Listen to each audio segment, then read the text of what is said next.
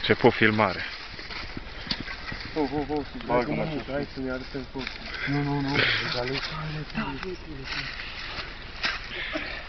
Zăi, Răzvane, herou și șmecherii din Hai alea. cu mâna, mă, pulă. Nu e. O să vadă oamenii stentavi. Da, că nu vreau să fim prost.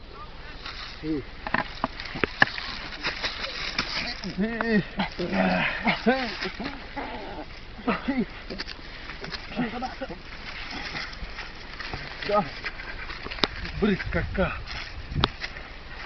Nu trage. Așa scot din pământ, mă. Nu, pune să faci, nu mai pune. Stai, mă, să-l vadă oameni. Așa e. Pula, ui, folosesc la... Aaaa!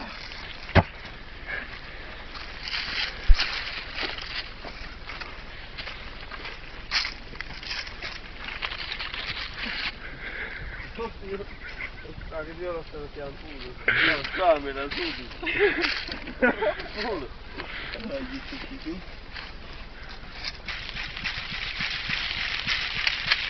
Așa Răzvane, că știi și una în capul ei.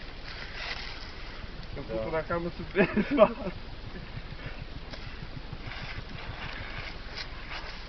Bagă-l pe nuc.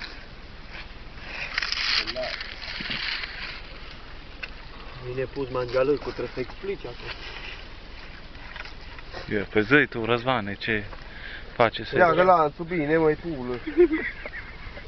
Gata, e ridică. Bine să încearcă pe aia. Hei! Ăia de pulă. Hei! Nu merge sau... Nici mă, nu. Păi lanțul nervale? Iau că le rup. Ia, le-am pus la mea, hei. Asta o băgăm la YouTube pe internet.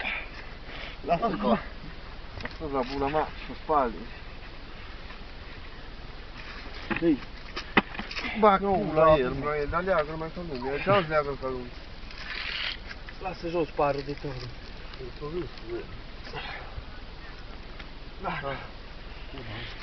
Mă pe lanțul. Ori bula mea. Ce se fac? Ce-i de inimă? Sau de că ce s-o rup? Nu are priză bine. Că s-ar merge la oameni să le arătăm că a fost la trabajo. Ridică.